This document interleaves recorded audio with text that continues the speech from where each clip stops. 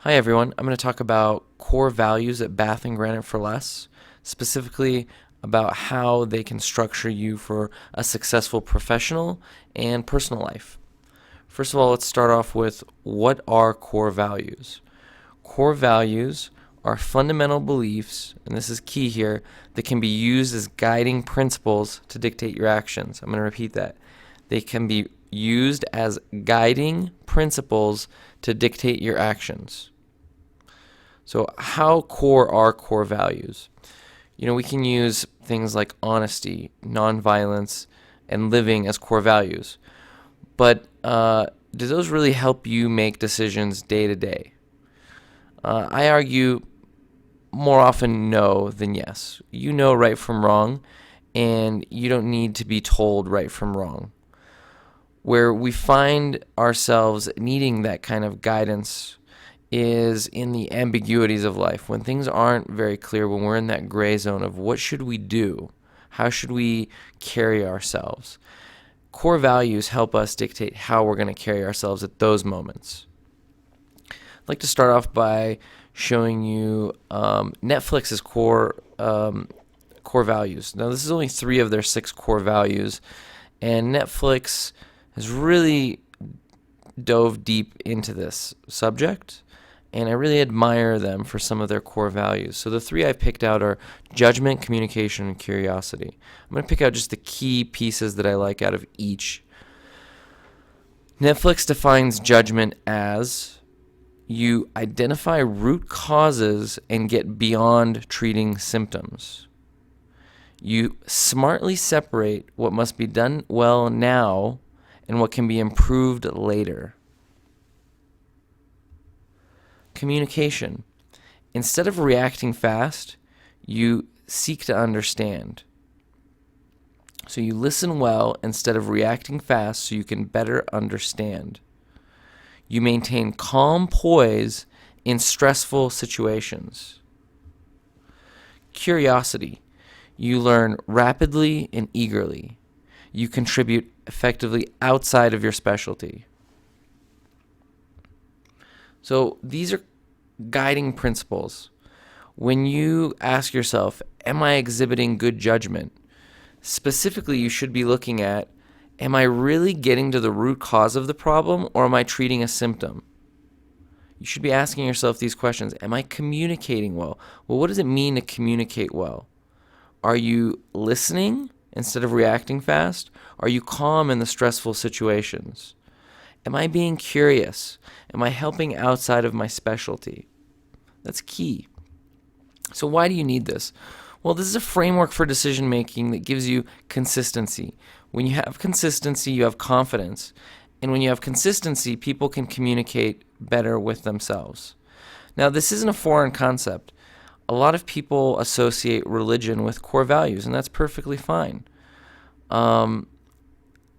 What I try to do is I try to minimize rules for myself, and I utilize core values to minimize my rules and simplify my professional life and personal life. So how do we define core values? Well, here's a basic exercise that I've done personally in my personal life, and I've done in business, and seen what has gotten us successful in certain parts of business. When we had a big win, what caused that big win? Step 1, I identified my 3 biggest accomplishments. Step 2, my 3 biggest failures.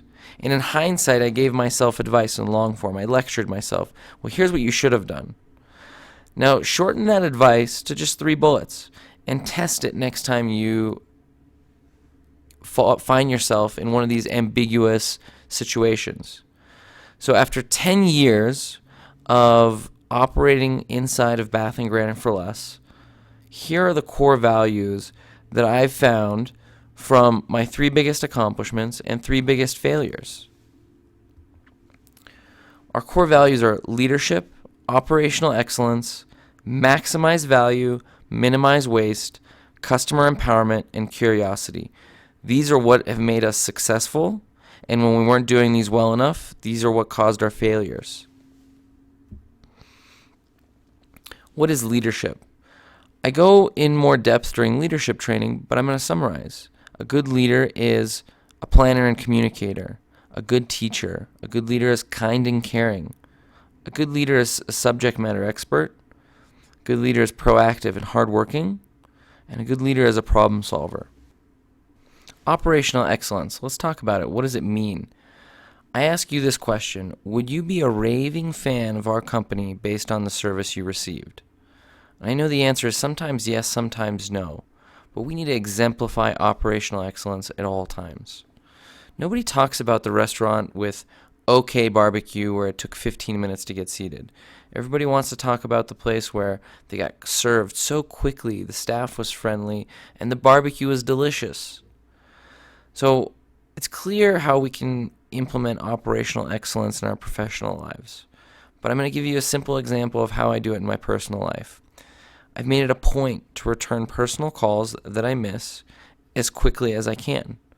If a friend or family member calls me and I miss their call, I make it a point to call them back as soon as I can. What this tells them is I'm dependable. They can rely on me. And it shows in the way they display their affection towards me. So it's not just in my personal life. It's not client calls that I'm responding to as quickly as possible. I go out of my way to return family calls as well. Maximize values. So this is really a cross-section between practical quality and practical prices. Now let me explain what this means. We sell a lot of bathroom cabinets, and the cabinets are natural wood. There's a lot of difference between what you can get at Home Depot versus what a custom cabinet maker can do for you in terms of finish quality. What I argue is that our quality isn't perfect on cabinet finishing, but it's practical. Yes, if you get your magnifying glass out, or yes, if you bring your face up to the cabinet, you may see tiny imperfections in the quality of the finish. But how often are you in the bathroom with a magnifying glass? How often are you in the bathroom with your face 2 inches from the wood? That's not practical. So we have a compromise between quality and prices. We can deliver a better quality finish. We can use better suppliers that'll use higher quality products, and they'll do one more layer of sanding to get a smoother finish before the painting. But that will increase the prices, and it's not a practical price at that point. It's not something our target customer, a middle-income homeowner, can afford. Here's where I use this in my personal life. I use this as a consumer of things. Do I really need to get a nicer pair of shoes? I see a fine crossing point between a pair of shoes that are bad quality that I think are going to fall apart after some time versus shoes that are overpriced.